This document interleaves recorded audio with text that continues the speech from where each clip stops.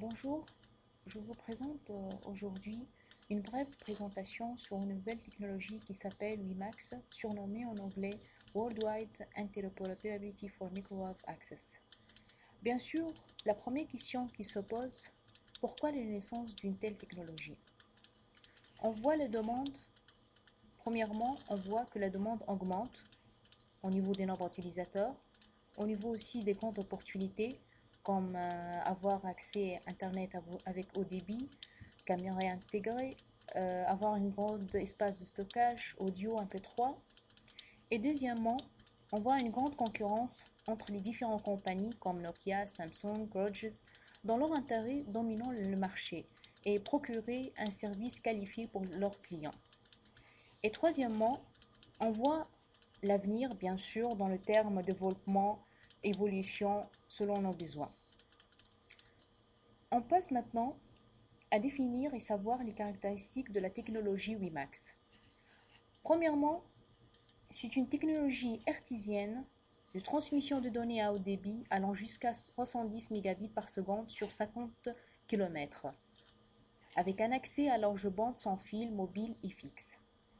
Sa configuration initiale prévue sous la norme I3E 802.16 validée en 2001. Il existe deux catégories, WiMAX fixe avec un essai 12 mégabits par seconde sur une zone de couverture 20 km et WiMAX mobile avec une aussi essai 30 mégabits par seconde sur une zone de couverture 3 km. On passe pour la première catégorie WiMAX fixe. Il existe maintenant sur le marché, sous la norme I3E 802.16a, avec une large bande allant de 2 à 11 GHz. Son architecture, c'est point multipoint. On voit sur le marché que Bell a fourni pour ses clients un WiMAX fixe avec un débit allant jusqu'à 2 mégabits par seconde. Maintenant, je fournis son schéma principe de transmission. On voit ici que WiMAX permet de mettre en place une boucle radio, une boucle locale radio, c'est-à-dire un lien par onde entre l'utilisateur et le point de collecte.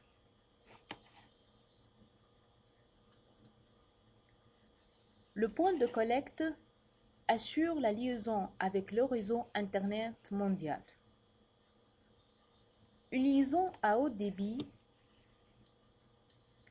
par fibre optique alimente l'émetteur WiMAX. Une antenne WiMAX qui se trouve dans les résidences ou pour un abonné en déplacement, placée sur un point plus haut, assure la couverture maximale.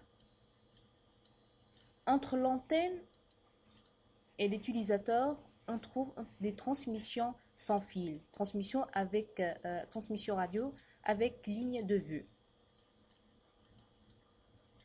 Et chez l'abonné, on voit une antenne WiMAX qui permet de récupérer l'information délivrée par la station de base. Maintenant, on passe à WiMAX mobile.